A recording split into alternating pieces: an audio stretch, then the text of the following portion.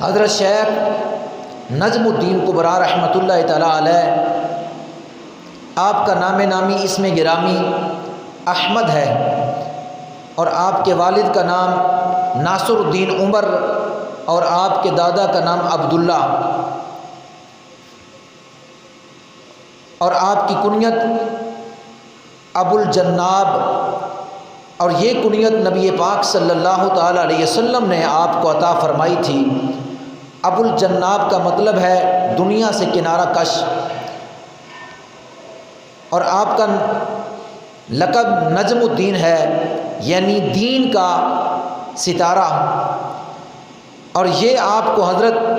ابراہیم بغدادی رحمۃ اللہ تعالیٰ علیہ آپ کی 7 سال آپ کی خانگاہ میں آپ کی خدمت کرتے ہوئے آپ کو یہ انہوں نے عطا فرمایا تھا، نجم الدین، دین کا ستارہ۔ اور آپ کے نام کے آخر میں لگتا ہے کبریٰ۔ کبریٰ کہنے کی وجہ یہ ہے کہ جب آپ مدرسہ میں حصول تعلیم حاصل کر رہے تھے تو اگر کسی کے ساتھ مناظرہ ہو جاتا تو آپ اتنے دلائل پیش کرتے کہ سامنے والے پر غالب آ جاتے، تو اس وقت آپ کو طلباء نے اور علماء نے تامۃ الکبریٰ کا لقب عطا کیا۔ حضرت شیخ احمد نجم الدین کبریٰ رحمۃ اللہ تعالیٰ علیہ صدیقی خوارزمی، آپ حضرت سیدنا ابوبکر صدیق رضی اللہ تعالیٰ عنہ کی اولاد سے ہیں، اور خوارزم میں آپ کی ولادت 540 ہجری میں ہوئی، اور آپ کا وصال 10 جمادی الاول 618 ہجری کے ہوا، یعنی 1444 ہجری کے حساب کے مطابق آپ کو دنیا سے پردہ فرمائے 826 سال کا عرصہ بیت چکا ہے۔ آپ کا مزار پر انوار آج بھی خوازم میں مرجع خلائق ہے۔ اللہ تبارک و تعالی آپ کے فیوز و برکات کو پوری دنیا پر جاری و ساری فرمائے۔ حضرت شیخ نجم الدین کبریٰ رحمۃ اللہ تعالیٰ علیہ آپ امام الاولیاء ہیں اور عظیم دین کے روشن ستارے ہیں، امام طریقت و حقیقت ہیں۔ حضرت شیخ نجم الدین کبریٰ رحمۃ اللہ تعالیٰ علیہ علم طریقت کے امام اور بہت بڑے اللہ کے ولی اور صاحب کرامت بزرگ تھے، اور آپ کو ولی تراش بھی کہا جاتا ہے، یعنی ولی بنانے والا، جس پر آپ کی جو ہے وہ جذب و کیف کی کیفیت میں آپ کی نگاہ پڑ جاتی تو اس کو آپ ولایت کے اعلیٰ مرتبے پر فیض فرما دیتے، اس لیے آپ کو ولی تراش بھی کہا جاتا ہے، یعنی جو ہے ولی بنانے والا۔ حضرت شیخ نجم الدین کبریٰ رحمۃ اللہ تعالیٰ علیہ آپ کی بارگاہ میں ایک تاجر آیا تو اس وقت آپ کی جو کیفیت تھی، جو حالت تھی، وہ استغراقی حالت تھی، یعنی اللہ تبارک و تعالیٰ کی انوار و تجلیات میں آپ گم تھے، اور جو ہی وہ تاجر آپ کے پاس پہنچا تو آپ نے ایک ہی نگاہ اس کے اوپر ڈالی اور اسے اعلیٰ مرتبے پر فیض فرما دیا، اور پھر اسے فرمایا جہاں سے آئے ہو وہیں واپس لوٹ جاؤ اور اس علاقے میں رہنے والے مخلوق خدا کی جو ہے وہ خدمت کرو، یعنی ان کی رشد و ہدایت کرو، میں تمہیں جو ہے اس کی اجازت دیتا ہوں۔ یعنی آیا تھا تاجر، لیکن آپ کی نگاہ سے اللہ نے اس کو ولی کامل بنا دیا، اس لیے آپ کو ولی تراش کہتے ہیں۔ قلم ربانی ہاتھ ولی دے، لکھے جو من بھاوے، ولیاں نو رب طاقت بخشی، لکھے لیکھ مٹاوے۔ اللہ تبارک و تعالیٰ نے آپ کو یہ مرتبہ اور یہ شان عطا فرما رکھی تھی کہ جس پر بھی جو ہے جذب کی حالت میں آپ کی نگاہ پڑ جاتی تو اللہ تبارک و تعالیٰ اسے اعلیٰ مرتبے پر فیض فرما دیتا۔ ایک دن ایک چڑیا کو ایک باز نے شکار کیا، باز جو ہے وہ چڑیا کو پکڑے ہوئے جا رہا تھا کہ آپ کے مریدین نے عرض کیا حضور کہ باز ایک ادنا سی چڑیا کو پکڑے جا رہا ہے تو باز کتنا بڑا ہے اور یہ چڑیا تو چھوٹی ہے، لہٰذا باز چڑیا کو پکڑے جا رہا ہے۔ آپ نے فرمایا کہاں؟ تو جب چہرہ مبارک اوپر اٹھایا تو دیکھا کہ باز کے پنجے میں چڑیا ہے، تو آپ نے اس چڑیا پر نگاہ ڈالی۔ استغراقی کیفیت تھی۔ استغراقی کیفیت اس کو کہتے ہیں کہ اللہ کا ولی اللہ کی انوار و تجلیات میں گم، تو جس وقت اللہ کی انوار و تجلیات میں گم ہو کر اس چڑیا پر نگاہ ڈالی تو اللہ نے اس چڑیا کو قوت عطا فرما دی، اور چڑیا نے اپنے آپ کو باز سے چھڑایا اور باز کو ہی پکڑ لیا، اور باز کو پکڑ کر شیخ نجم الدین کبریٰ رحمۃ اللہ تعالیٰ علیہ کے قدموں میں لے آئی۔ کہاں چڑیا اور کہاں باز،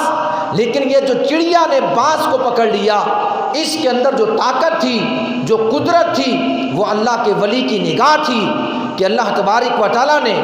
آپ کو ایسی نگاہ عطا فرما رکھی تھی کہ جب کسی پر نگاہ ولایت ڈالتے تو اللہ تبارک و تعالیٰ اس میں قوت اور قدرت عطا فرماتا کہ اگر وہ چیز کمزور ہوتی تو پھر وہ بھاری پر غالب آ جایا کرتی تھی۔ اور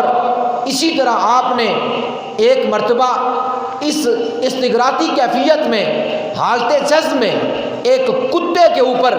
آپ کی نگاہ پڑی تو اس کتے کی کیفیت بدل گئی اور وہ بھاگا قبرستان کی طرف، اور جس محلے سے گزرتا ہوا وہ کتا، جس محلے سے گزرتا اس محلے کے جو کتے ہوتے وہ اپنے آگے والے پاؤں اٹھا کر ایک دوسرے کے اوپر رکھ کر یعنی کھڑے ہو جاتے، اس کتے کا ادب کرتے۔ کیوں ادب کرتے؟ کہ اس کتے پر شیخ نجم الدین کبریٰ رحمۃ اللہ تعالیٰ علیہ کی کشفی نگاہ پڑ چکی تھی، اور وہ کتا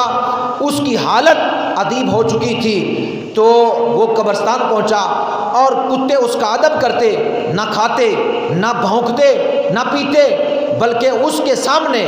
اپنے آگے والے پاؤں اٹھا کر ایک پاؤں کو دوسرے پر رکھ کر جیسے ایک بندہ قیام میں کھڑے ہو کر ہاتھ باندھ کے کھڑا ہوتا ہے، وہ کتے اس کتے کا ادب کرتے، کیونکہ اس کتے پر شیخ نجم الدین کبریٰ رحمۃ اللہ تعالیٰ علیہ کی استغراقی نگاہ پڑ چکی تھی، اور اللہ تبارک و تعالیٰ نے اس کتے کو اس حال تک پہنچا دیا کہ اس علاقے کے کتے اس کا ادب کرتے تھے۔ اور پھر اس جو ہے وہ کچھ دنوں کے بعد وہ کتا جو ہے وہ مر گیا۔ یعنی آپ کو ولی تراش کہنے کا مقصد یہ ہے کہ آپ کی نگاہ جس پر پڑتی تھی اللہ اس کو قوت عطا فرما دیتا اور مقام ولایت پر فیض فرما دیتا۔ حضرت شیخ نجم الدین کبریٰ رحمۃ اللہ تعالیٰ علیہ آپ نے ابتدائی تعلیم اپنے ہی والدین کے پاس جو ہے وہ سیکھی، کیونکہ آپ کے والدین آپ کے والد شیخ ناصر الدین عمر صدیقی رحمۃ اللہ تعالیٰ علیہ زبردست عالم دین تھے، اور آپ کی والدہ بھی نہایت متقی اور پرہیزگار تھی اور نیکوکار اور تہجد گزار تھی۔ والدین نیک ہو تو اولاد پر بڑا گہرا اثر پڑتا ہے، اس لیے آپ نے ابتدائی تعلیم اپنے والدین سے جو ہے وہ سیکھی۔ اور اس کے بعد یہ کہا جاتا ہے کہ خوارزم یعنی جس جگہ پر آپ کی ولادت ہوئی اس علاقے کے 50 محدثین سے، علماء محققین سے آپ نے علم زہری حاصل کیا، اور علم زہری حاصل کرنے کے بعد آپ پھر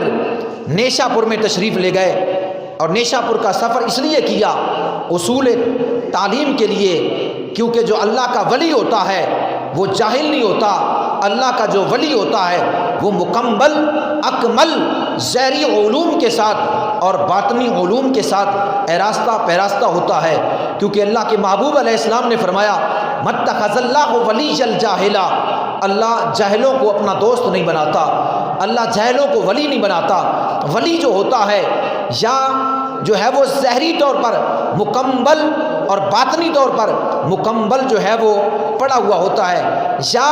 اللہ تبارک و تعالیٰ اسے علم لدنی عطا فرما دیتا ہے اور ایسی ایسی رموز اور ایسی ایسی معرفت کی حقائق تک وہ پہنچ جاتا ہے۔ اس لیے ولی جو ہوتا ہے وہ پڑھا لکھا ہوتا ہے اور عامل اور کامل ہوتا ہے وہی تو اللہ کے دوست ہونے کا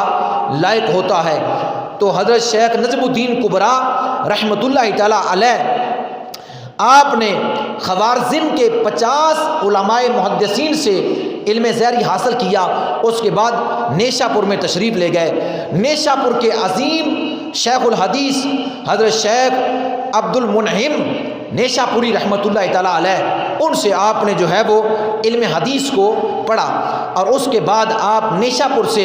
ہمدان تشریف لے گئے، اور ہمدان میں حضرت شیخ حسن بن احمد عطا ہمدانی رحمۃ اللہ تعالیٰ علیہ سے فقہ اور اصول فقہ کو پڑھا، اور اس کے بعد آپ ہمدان سے بغداد تشریف لے گئے، اور بغداد میں حضرت شیخ ابراہیم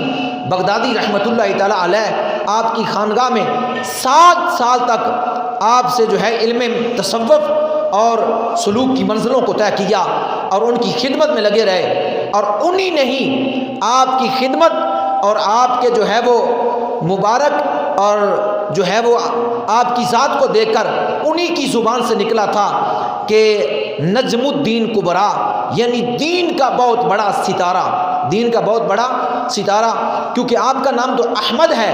لیکن پھر آپ نجم الدین کبریٰ رحمۃ اللہ تعالیٰ علیہ کے نام سے مشہور و معروف ہوئے۔ نجم الدین، دین کا ستارہ، کبریٰ بہت بڑا،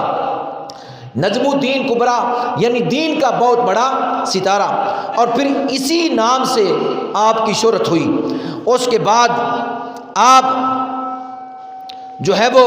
تبریز میں جو ہے وہ تشریف لے گئے، اور تبریز میں آپ حضرت شیخ ابو منصور عطاری رحمۃ اللہ تعالیٰ علیہ آپ کی مجلس میں پہنچے۔ شیخ سے، استاد محترم سے علم حاصل کر رہے تھے کہ ایک تبریز کے مشہور و معروف مجذوب بزرگ حضرت شیخ فرق تبریزی رحمۃ اللہ تعالیٰ علیہ وہ کلاس میں تشریف لائے۔ ان کی نگاہ ہر ایک بچے پر پڑی، لیکن ہر ایک بچے کو دیکھنے کے بعد حضرت شیخ نجم الدین کبریٰ پر جب ان کی نگاہ پہنچی تو انہوں نے آپ کے چہرے پر ٹک ٹکی لگا کر دیکھنا شروع کر دیا۔ اللہ نے اپنے اس ولی کو حضرت شیخ نجم الدین کبریٰ کے متعلق بتا دیا تھا کہ آنے والے وقت میں یہ بچہ بہت ہی عظیم اولیاء کا امام بنے گا، اس لیے شیخ فرق تبریزی رحمۃ اللہ تعالیٰ علیہ کی نگاہ آپ کے چہرے پر جم گئی۔ اور پھر اس کے بعد جب حضرت شیخ فرق تبریزی رحمۃ اللہ تعالیٰ کلاس سے جانے لگے، ان کی کشفی نگاہ ان کے دل پر کام کر گئی، اور ان کی جو ہے وہ نگاہ ان پر فریختہ ہو گئی، اس لیے رات بڑی بے چینی کے ساتھ گزری، اور جب صبح ہوئی کمرہ کلاس میں پہنچے تو آپ اپنے استاد محترم شیخ ابو منصور عطاری رحمۃ اللہ تعالیٰ علیہ کی بارگاہ میں عرض کرتے ہیں، استاد محترم وہ جو کل بزرگ آئے تھے وہ کون ہے؟ تو استاد محترم نے فرمایا کہ وہ تبریز کے عظیم مجذوب وہ حضرت شیخ فرق تبریزی رحمۃ اللہ تعالیٰ علیہ ہیں۔ تو آپ نے عرض کیا استاد محترم اگر اجازت ہو تو میں ان کی ملاقات کرنا چاہتا ہوں، ان کے پاس جانا چاہتا ہوں۔ فرمایا بیٹا ہم سب چلتے ہیں۔ تمام طلباء اور استاد اور آپ تبریز کی خانگاہ میں تشریف لے گئے، حضرت شیخ فرق تبریزی رحمۃ اللہ تعالیٰ علیہ کے ساتھ ملاقات کی۔ ملاقات کرنے کے بعد آپ نے طلباء کو اور استادوں کو دعائیں دی اور فرمایا اب تم چلے جاؤ۔ لیکن جب وہ چلے جانے لگے، کمرے سے نکلنے لگے، تو آپ نے فرمایا نجم الدین تم ٹھہر جاؤ، نجم الدین تم ٹھہر جاؤ۔ نجم الدین کبریٰ کو ٹھہرا لیا اور اپنے کمرہ میں اپنے سامنے بٹھا لیا، کیونکہ آپ جانتے تھے کہ یہ بچہ آنے والے وقت میں بہت بڑا کاملین کا امام بنے گا۔ سامنے بٹھا لیا۔ شیخ فرق تبریزی رحمۃ اللہ تعالیٰ علیہ آپ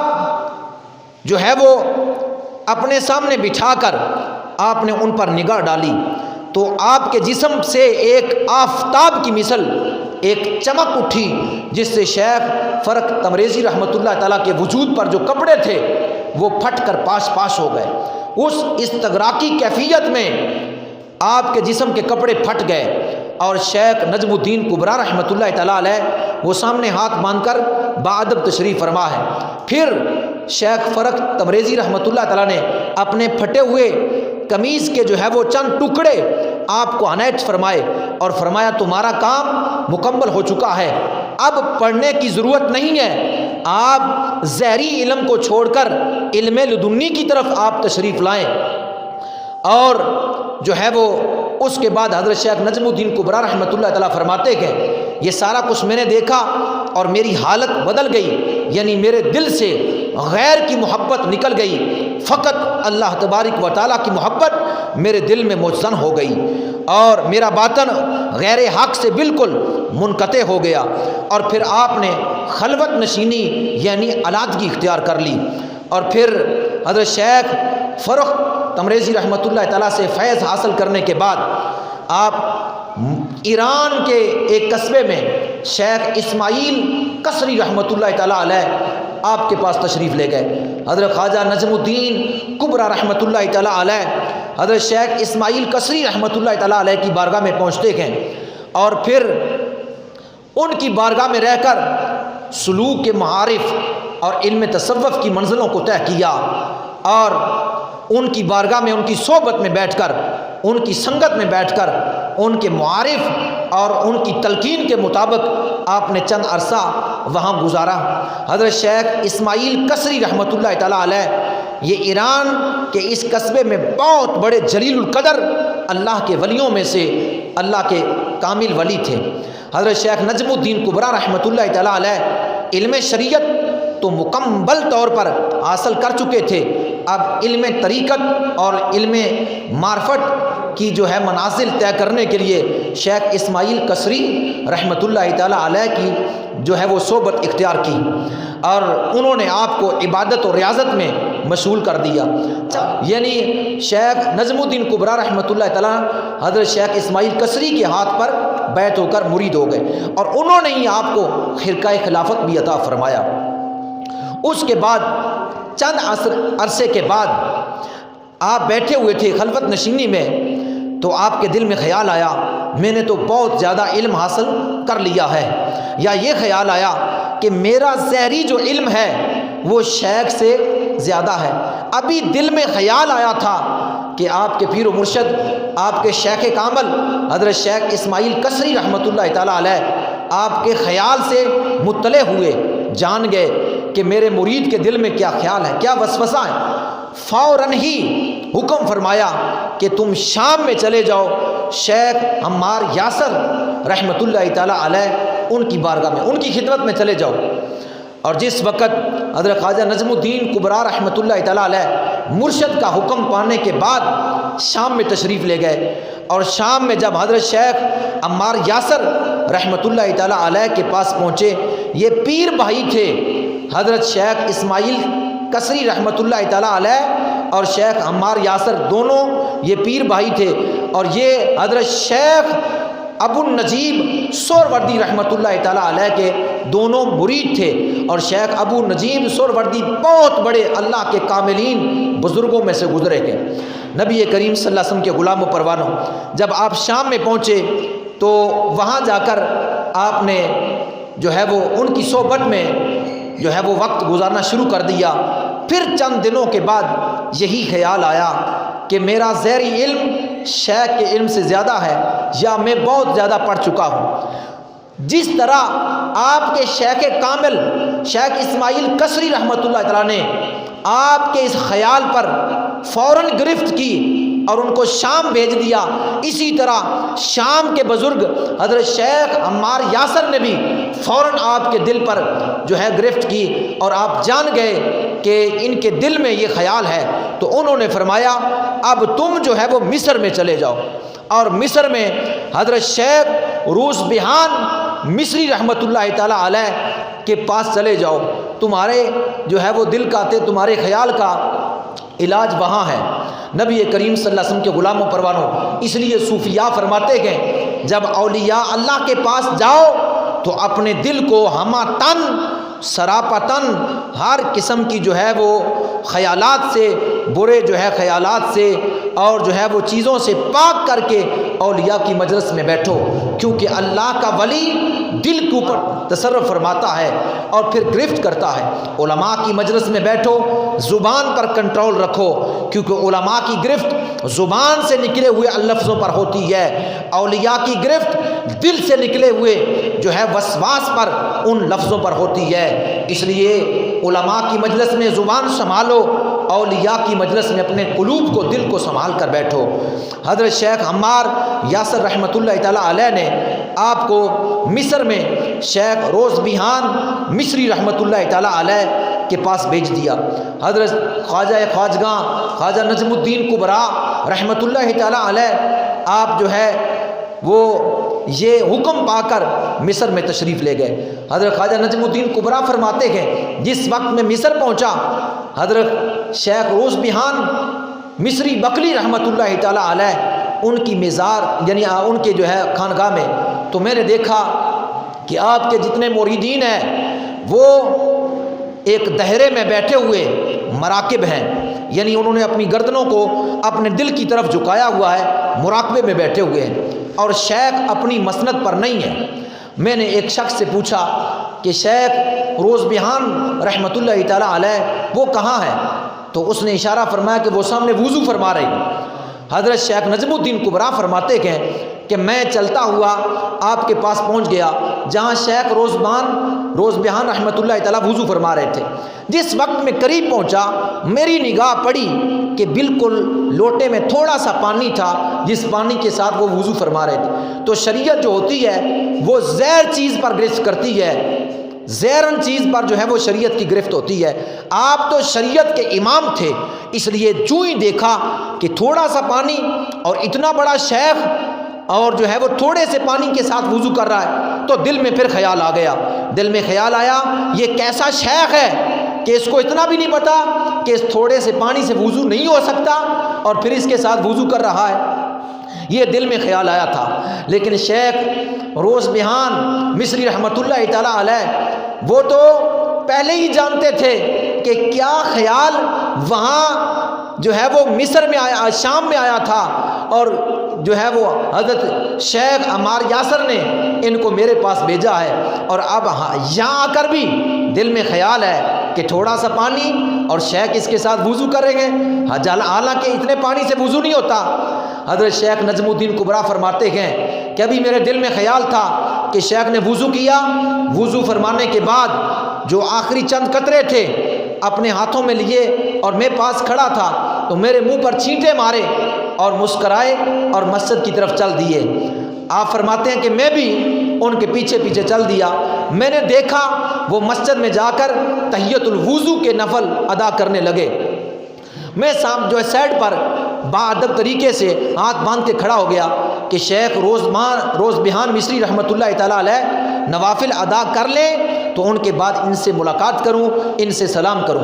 فرماتے ہیں جو آپ نے میرے منہ پر چھینٹے مارے تھے اس سے میری حالت بدل گئی، عجیب کیفیت ہو گئی، لیکن میں وہاں جا کر ادب سے کھڑا ہو گیا۔ لیکن جب آپ مصلی پر نفل ادا کرنے لگے میں دیکھ رہا تھا اور اس انتظار میں تھا کب یہ سلام پھیریں اور میں ملاقات کروں، لیکن میں نے دیکھا ایک تو میری حالت تبدیل ہو گئی، دوسرا میں نے دیکھا آپ مصلی پر نہیں ہیں، مصلی سے غائب ہو گئے، مصلی پر نہیں ہے، ابھی تو کھڑے تھے اور ابھی میں نے دیکھا کہ نہیں ہے، اور یہ کیفیت میری اور زیادہ بدل گئی اور مجھے ایک چکر سا آیا تو میں زمین پر بیٹھ گیا۔ جو ہی بیٹھا تو میری آنکھ اس کیفیت میں چلی گئی کہ جیسے بندہ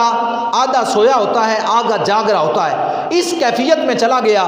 یہ کیفیت جب میرے اوپر طاری ہو گئی، شیخ نجم الدین کبریٰ فرماتے ہیں کہ میں نے دیکھا قیامت برپا ہو گئی ہے اور فرشتے لوگوں کو پکڑ پکڑ کر دوزخ کے اندر، آگ کے اندر ڈال رہے ہیں، اور جو شخص یہ کہتا ہے کہ میں شیخ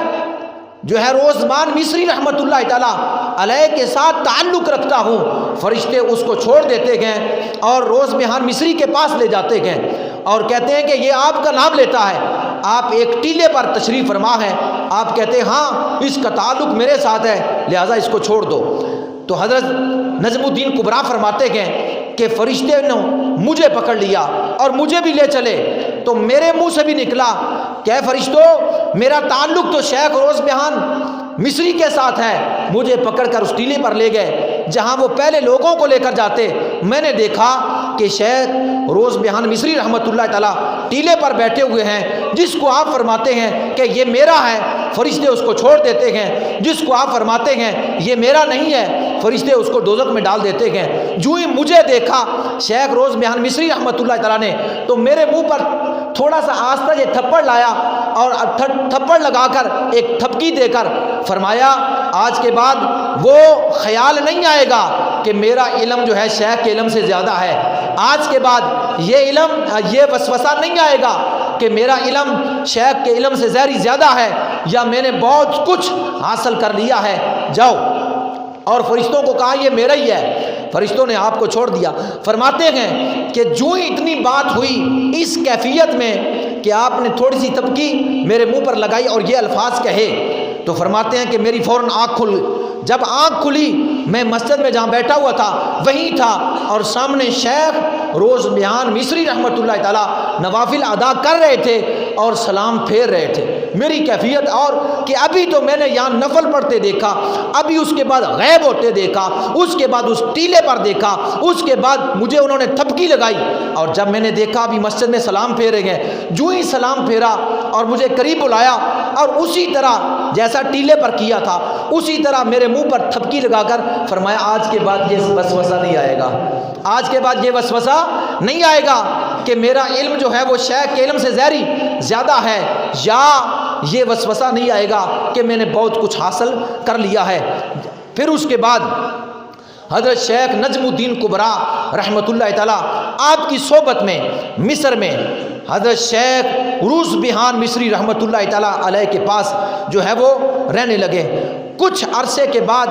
جو ہے وہ عظیم معارف اور علم تصوف کے اعلیٰ مرتبے اور مقام پر آپ فیض ہوئے۔ علم ظاہری تو آپ پہلے ہی حاصل کر چکے تھے اور علم جو ہے وہ باطنی آپ جو ہے وہ ان شیخ اور مشائخ سے آپ نے جو ہے وہ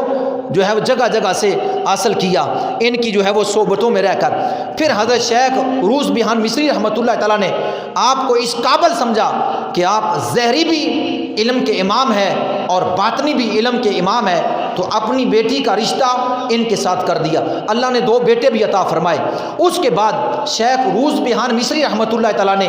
حضرت خواجہ نجم الدین کبریٰ رحمۃ اللہ تعالیٰ کو پھر دوبارہ شام میں حضرت شیخ عمار یاسر کے طرف بھیج دیا، فرمایا تم وہاں چلے جاؤ، اور ایک خط بھی ساتھ دیا۔ اس خط میں کیا لکھا ہوا تھا؟ اس خط میں یہ لکھا ہوا تھا حضرت عمار یاسر کی طرف جو شیخ روز بیان مصری نے یہ خط لکھ کر بھیجا تھا، اس میں لکھا ہوا تھا کہ حضرت اگر کوئی تانبے کی طرح یا اگر کوئی لوہے کی طرح سخت ہو جائے اور وہ جو ہے وہ اس کی سختی اور اس جو ہے وہ پتل کی لوہے کی تانبے کی سختی اگر نرمی میں تبدیل نہ ہو رہی ہو تو میرے پاس بھیج دیا کریں، میں اس کی سختی کو سونے میں کند کر کے یعنی اس سخت شے کو میں سونے میں تبدیل کر کے تمہاری طرف بھیج دیا کروں گا،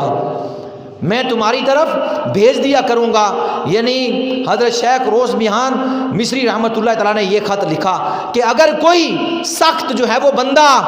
آپ میرے پاس بھیج دیں گے، میں اس کو نرم کر کے اس کو اللہ کا کامل اور اکمل جو ہے وہ مرتبے پر فیض کر کے اللہ کا کامل اور اکمل بنا کر تمہاری طرف لٹا دیا کروں گا۔ شیخ روز بیان مصری رحمۃ اللہ تعالیٰ علیہ آپ نہایتی کامل اور اکمل بزرگوں میں سے تھے، ظاہری طور پر بھی اور باطنی طور پر بھی۔ باطنی طور پر بھی آپ اعلیٰ مقام رکھتے تھے، وقت کے شیخ کبیر تھے، یعنی بہت بڑے کبیر تھے۔ آپ کا نام نامی اس میں گرامی محمد ہے، روز بیان مصری کے نام سے آپ مشہور ہیں۔ آپ کا شیراز کے ساتھ تعلق تھا، لیکن شیراز سے آپ مصر میں تشریف لائے اور وہاں آپ لوگوں کی رشد و ہدایت کرنے لگے اور جو ہے وہ روز بیان مصری کے نام سے مشہور و معروف ہوئے۔ آپ بہت بڑے اللہ کے ولیوں میں سے تھے، عظیم فقیہ اور عظیم محدث اور صاحب کرامت اور صاحب نظر بزرگ تھے اور کثیر التعداد آپ نے کتابیں بھی لکھی۔ اس وقت میں آپ نے بہت ہی جو ہے علم تصوف پر اور علم ظاہر اور باطن پر آپ نے کتابیں لکھی۔ بہت بڑے عالم ظاہر اور عالم باطن تھے۔ نبی کریم صلی اللہ علیہ وسلم کے غلام و پروانوں حضرت شیخ نجم الدین کبریٰ رحمۃ اللہ تعالیٰ علیہ پھر حضرت شیخ عمار یاسر رحمۃ اللہ تعالیٰ علیہ کی بارگاہ میں شام میں پھر تشریف لائے۔ کچھ دنوں کے بعد جب انہوں نے دیکھ لیا کہ اب یہ کامل اور اکمل درجے پر فیض ہو چکے ہیں، تو اب حکم فرمایا اب دوبارہ لوٹ جاؤ خوارزم میں اور جا کر لوگوں کی رشد و ہدایت کرو، اللہ کی مخلوق کو اللہ کی طرف بلاؤ۔ آپ نے عرض کیا حضور وہاں جو لوگ رہتے ہیں وہ تصوف کے انکاری ہیں، وہ لوگ مشرک ہیں، اور وہ تو قیامت کے بھی انکاری ہیں، وہ اللہ کی قیامت کو بھی نہیں مانتے، تو وہ وہاں ان لوگوں کو میں کیسے رشد و ہدایت کروں گا؟ تو حضرت خواجہ عمار یاسر رحمۃ اللہ تعالیٰ نے فرمایا بس وہاں جا کر لوگوں کو اللہ کی طرف بلانا تمہارا کام ہے، باقی ہم خود سنبھال لیں گے۔ اور اس کے بعد حضرت شیخ عمار یاسر رحمۃ اللہ تعالیٰ کے حکم کے مطابق آپ پہلے مصر تشریف لائے اپنے سسر کے پاس، یعنی شیخ روز بیان مصری رحمۃ اللہ تعالیٰ کے پاس، وہاں سے اپنی بیوی کو اور بچوں کو لیا، اور پھر آپ خوارزم کی طرف، یعنی جہاں سے آپ نے سفر کیا تھا اور اتنے ممالک کا سفر کرتے ہوئے دوبارہ وہیں اسی مقام پر لٹائے گئے۔ جب گئے تھے تو فقط شریعت کا علم تھا، جب واپس آئے ہیں تو ایک اللہ کے ولی کی حیثیت سے دوبارہ واپس لوٹ رہے ہیں۔ پھر آپ نے خوارزم میں آ کر جو ہے وہ ایک عظیم خانگاہ کی بنیاد رکھی، اور اس میں آپ نے جو ہے وہ مخلوق خدا کی رشد و ہدایت کرنا شروع کر دی۔ آپ نے علم ظاہر تو حاصل کیا وہی تھا، اور علم باطن بھی آپ نے بڑی بڑی جو ہے وہ کتابوں کو پڑھا ہوا تھا، تفسیر، حدیث، ادب، منطق، فلسفہ، علم شریعت، علم طریقت کے آپ امام تھے ظاہر و باطن میں، تو اس لیے آپ نے وہاں جو ہے مخلوق خدا کی رشد و ہدایت کرنا شروع کر دی۔ نبی کریم صلی اللہ علیہ وسلم کے غلاموں پروانوں حضرت شیخ نجم الدین کبریٰ رحمۃ اللہ تعالیٰ فرماتے ہیں کہ میں نے علم طریقت کو شیخ محمد روز بیان مصری سے حاصل کیا، فرماتے ہیں میں نے علم عشق کو قاضی امام سے حاصل کیا، اور میں نے خلوت کو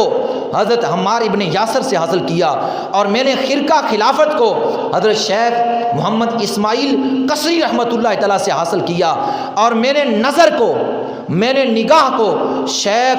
فرق تبریزی رحمۃ اللہ تعالیٰ سے حاصل کیا۔ حضرت شیخ نجم الدین کبریٰ عربی، فارسی اور ترکی زبان پر اعلیٰ عبور رکھتے تھے، یعنی آپ عربی زبان میں، ترکی زبان میں اور جو ہے فارسی زبان میں آپ نے کتابیں بھی لکھی، اور بے شمار کتابیں آپ نے لکھی، اور ان زبانوں پر آپ کو عبور تھا۔ حضرت شیخ نجم الدین کبریٰ رحمۃ اللہ تعالیٰ علیہ سلسلہ عالیہ کبرویہ کے بانی ہیں، اور ان کے جو ہے وہ امام ہیں۔ آپ حضرت امام محمد شافعی رحمۃ اللہ تعالیٰ کی تقلید کرتے تھے، مسلکن آپ شافعی تھے،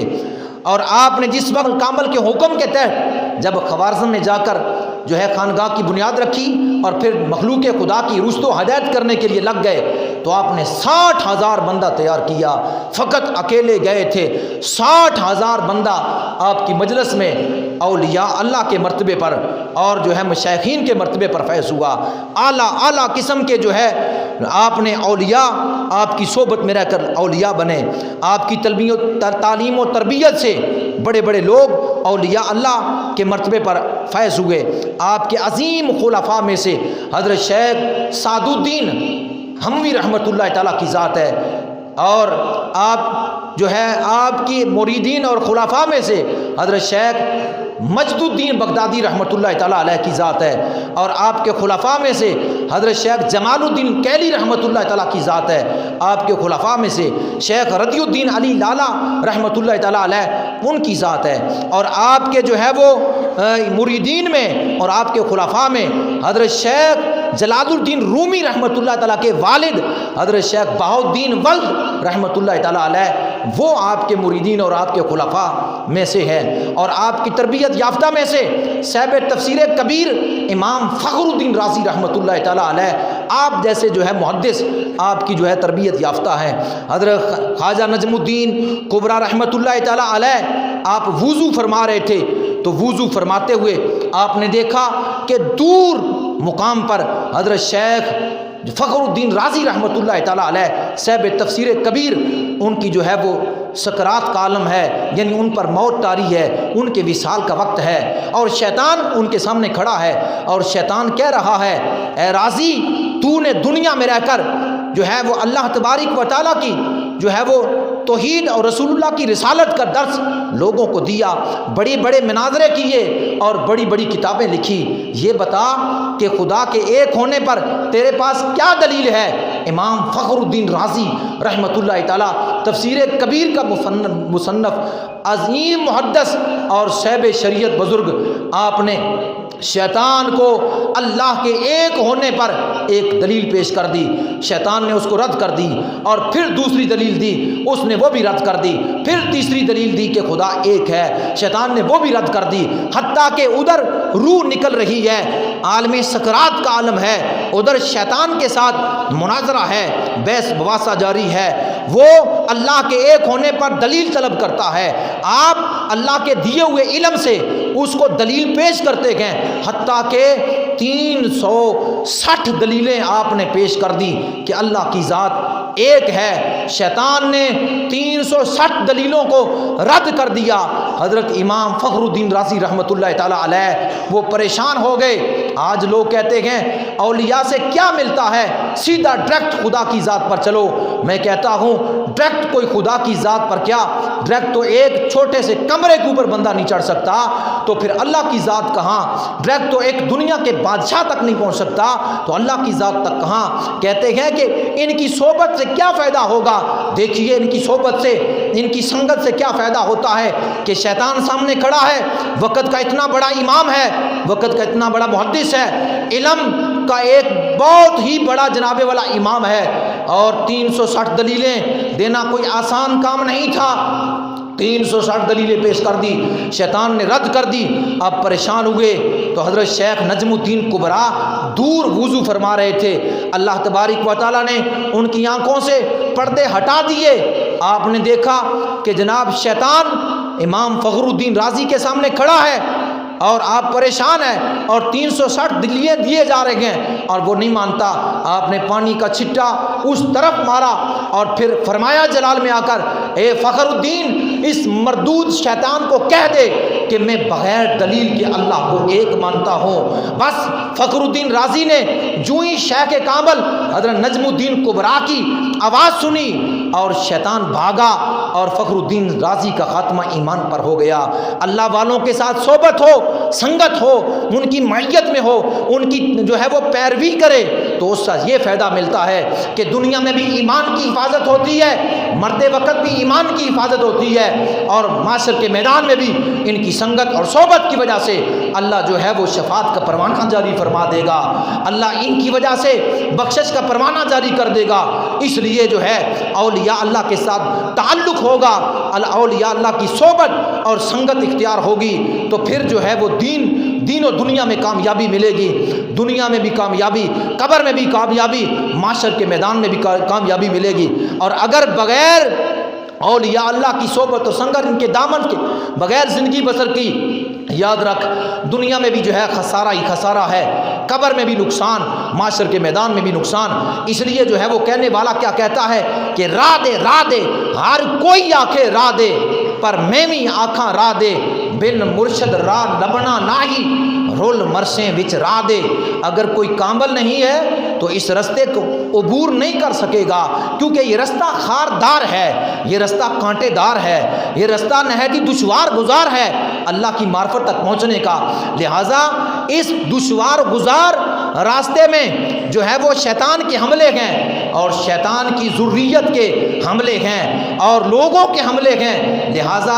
اس رستے کو اگر عبور کرنا چاہتا ہے، خدا کی معرفت تک پہنچنا چاہتا ہے، تو اس کے ساتھ تعلق ضروری ہے کہ جس نے خدا کی معرفت کو حاصل کیا ہوا ہے، جس نے خدا کی معرفت کو حاصل کیا ہوا ہے، اس کا دامن مضبوطی کے ساتھ تھامنا ضروری ہے۔ ورنہ اگر تو ایسے ہی اس راہ میں چل پڑے گا تو اس راہ کا راہی جو ہے وہ وہی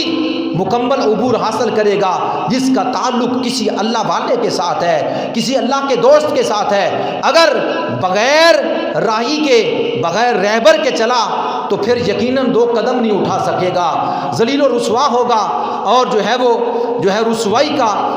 رسوائی تیرا مقدر بن جائے گی۔ اس لیے اللہ قرآن میں فرماتا ہے الاحلاء یومئذ بعضهم لبعض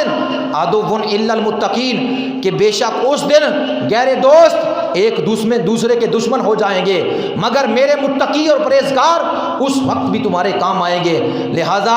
اس جہاں میں اگر رہتے ہوئے کسی کے ساتھ تعلق دوستی لگانا چاہتا ہے، جانتا ہے ہر معیار پر جو ہے وہ پرکھتا ہے کہ کہیں یہ دغا نہ دے جائے، کہیں یہ دھوکہ نہ دے جائے، کہیں جو ہے مجھے چھوڑ کر جو ہے وہ دوسری طرف نہ چل پڑے، لہٰذا اس وقت بھی سوچتا ہے کہ یہ دوست میرا مکمل اکمل میرے ساتھ رہے گا، وفادار رہے گا، یا یہ بے وفا نکلے گا۔ اور اگر جب ہمیں پتہ چل جاتا ہے کہ یہ دھوکے باز ہے، ہم اس کی دوستی سے دور ہو جاتے ہیں، ہم اس سے تعلق کو توڑ دیتے ہیں۔ اور اگر ہمیں پتہ ہو کہ یہ دھوکہ نہیں دے گا تو پھر ہم عمر تک اس کے ساتھ رہتے ہیں۔ اسی طرح جب تو کسی کے ساتھ دوستی لگائے، پرکھ اور جان، جس طرح زہری دنیا کی دوستی کے لیے جانتا اور پرکھتا ہے، اسی طرح اللہ کے نزدیک ہونے کے لیے بھی، اللہ کی معرفت اور سلوک کی منزلوں کو، اللہ کے جو ہے معارف کو حاصل کرنے کے لیے، اللہ کا قرب حاصل کرنے کے لیے، اس کی رضا کو حاصل کرنے کے لیے تو پھر اس کے دوست کے ساتھ دوستی لگا، تاکہ تجھے جو ہے وہ یہاں رہ کر بھی اس کی دوستی فائدہ دے اور مرنے کے بعد بھی اس کی دوستی فائدہ دے۔ دنیا داروں کی دوستی دنیا پر ہی قائم رہتی ہے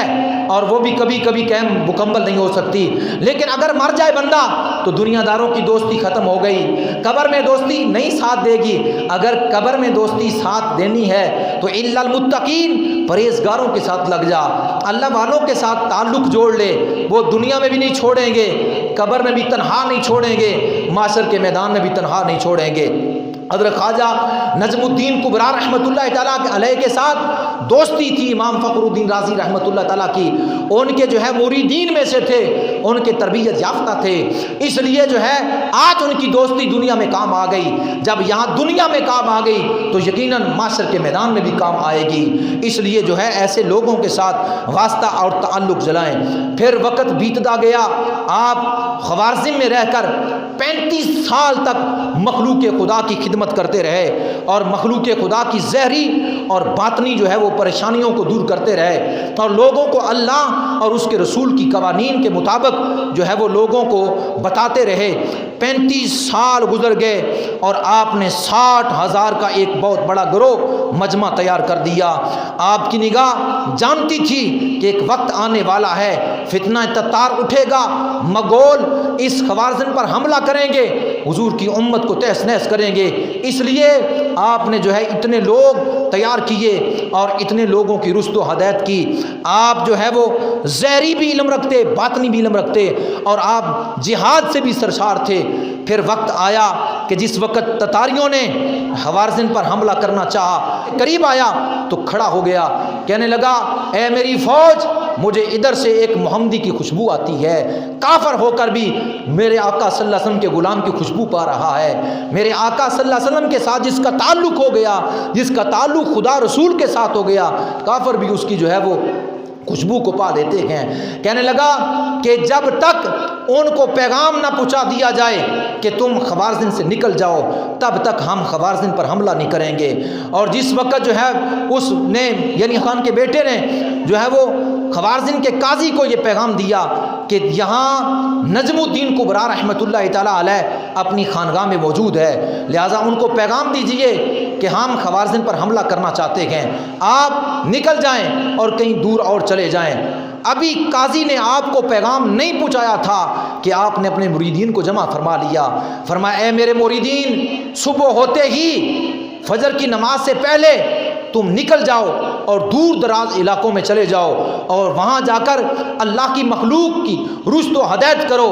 اور صبح ایک آگ اٹھنے والی ہے، وہ آگ مشرق سے اٹھے گی اور وہ یہاں پہنچے گی اور اس دھرتی کو نیست و نبود کر کے رکھ دے گی۔ اس بستی خوارزم کا ایک بندہ بھی زندہ نہیں رہے گا،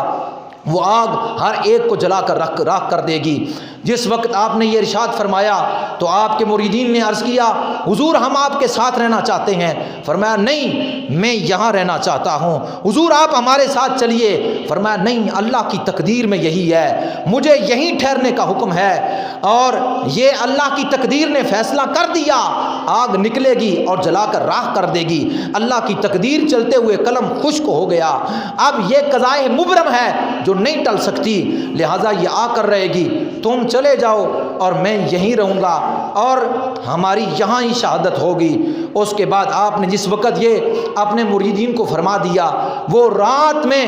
دور دراز علاقوں میں نکل گئے اور چند ساتھی آپ کے جو جانثار تھے وہ خوارزم میں خانگاہ کے اندر رہے۔ اور جس وقت صبح قاضی کا پیغام پہنچا کہ اس طرح خاں کا بیٹا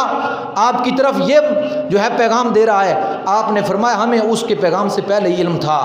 اللہ کے جو ولی ہوتے ہیں اللہ ان کو الہام فرما دیتا ہے، اللہ ان کو روحانیت کی یہ قدرت اور طاقت دیتا ہے، کیوں ان کی آنکھیں وہاں تک کام کرتی ہے جہاں کسی عام بندے کی جو ہے وہ چیز کام نہیں کرتی۔ حضرت امام نجم الدین کبریٰ رحمۃ اللہ تعالیٰ علیہ صبح کے وقت اٹھے، آپ نے اپنے شیخ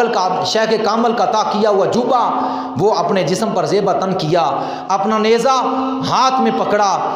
اولیاء اللہ خانگاہوں میں بیٹھ کر فقط صرف تسبیح ہی نہیں پڑھا کرتے، جب وقت آتا ہے اولیاء اللہ اپنی جس طرح مال کو راہ خدا میں لٹا دیتے ہیں اسی طرح جان کی بھی پرواہ نہیں کرتے، اپنی جان کا آخری خون کا قطرہ بھی دین اسلام کی بقا کے لیے وہ قربان کر دیتے ہیں۔ لہٰذا حضرت شیخ نجم الدین کبریٰ رحمۃ اللہ تعالیٰ علیہ نے جو ہے نیزہ پکڑا، اور نیزہ پکڑنے کے بعد جس وقت آپ اپنی خانگاہ سے باہر نکلے لشکر کا سامنا ہوا،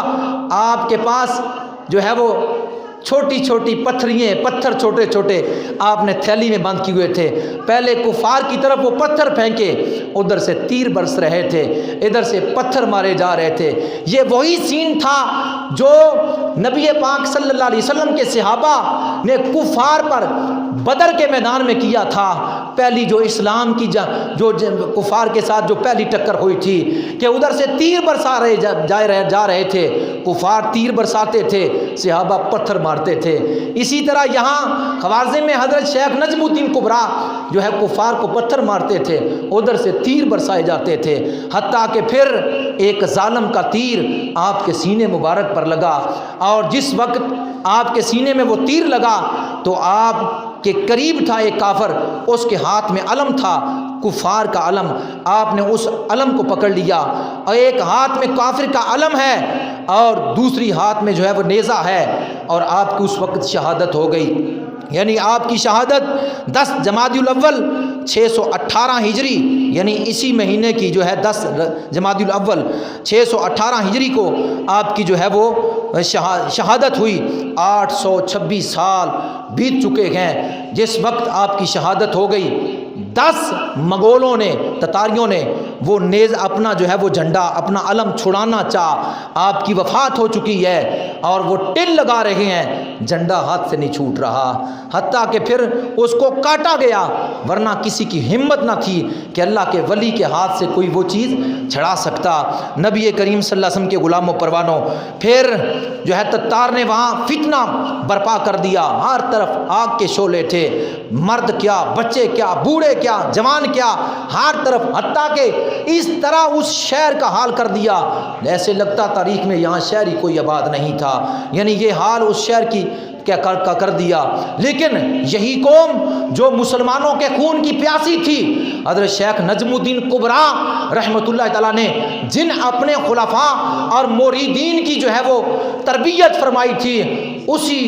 اسی جو ہے وہ مریدین کی جو ہے جماعت نے، اسی آپ کے خلفاء کی جماعت نے مغولوں کی، تتاریوں کی جو ہے تربیت کی، اور یہی مغول جو مسلمانوں کے خون کے پیاسے تھے، مسلمانوں کی بستیوں کو، ان کے قلعوں کو اور ان کی وادیوں کو اور ان کے شہروں کو جو ہے وہ نیست و نبود کرنے پر تلے ہوتے تھے، انہی کی تربیت شیخ نجم الدین کبریٰ کے خلفاء نے کی۔ اور پھر یہی قوم جو پہلے مسلمانوں کے خون کی پیاسی تھی اب یہی مسلمان ہوئی، یعنی انہی مغولوں میں چنگیز خان کا پوتا جس کا نام برکا خان ہے، اس نے حضرت شیخ سعد الدین حموی رحمۃ اللہ تعالیٰ علیہ کے ہاتھ پر کلمہ طیبہ پڑھا اور مسلمان ہوا۔ یہ فیض یعنی اس قوم کو جو کفر کی دلدل میں پھنسی ہوئی تھی، مسلمانوں کے نہایت مخالف تھی، مسلمانوں کی خون کی پیاسی تھی، نجم الدین کبریٰ کے خلفاء کی تربیت تھی کہ یہی قوم مسلمانوں کی ہمدرد بن گئی، خود مسلمان ہوئے، اور پھر ہر طرف دین کا پھر دورہ دوبارہ تازہ ہو گیا۔ گیا شیخ نجم الدین کبریٰ رحمۃ اللہ تعالیٰ علیہ کا ہی یہ فیض تھا۔ حضرت شیخ نجم الدین کبریٰ رحمۃ اللہ تعالیٰ علیہ نہایت ہی اکمل اور کامل اللہ کے صالحین بندوں میں سے تھے۔ آپ کا نام نامی اسم گرامی احمد اور آپ کا لقب نجم الدین، دین کا ستارہ، کبریٰ بہت بڑا عظیم ستارہ، نجم الدین کبریٰ بہت بڑا عظیم جو ہے وہ دین کا ستارہ۔ آپ کے اور بھی بے شمار جو ہے وہ ملفوظات ہیں اور آپ جو ہے آپ کی اور بھی بے شمار کرامات ہے، میں نے آپ کی حالات زندگی پر مختصر بیان کیا۔ اللہ آپ کے مزار پر، آپ کا مزار مبارک آج بھی خوارزم میں مرجع خلائق ہے اور آپ کے فیوز و برکات لوگ حاصل کرتے ہیں۔ اللہ کی بارگاہ میں دعا ہے اللہ آپ کے مزار پر کروڑ رحمتوں کا نزول فرمائے، آپ کے فیض کو دنیا کے کونے کونے تک پہنچائے اور آپ کے فیض کا ایک قطرہ اللہ ہمیں بھی عطا فرمائے اور ہمیں اپنے اولیاء کاملین کی جو ہے غلامی کا پٹا سینوں میں جو ہے سجانے کی توفیق عطا فرمائے۔ آمین وما علیہ الا البلاغ۔ مزید معلومات کے لیے ہمارا یوٹیوب چینل فیضان زندہ پیر وزٹ کیجیے۔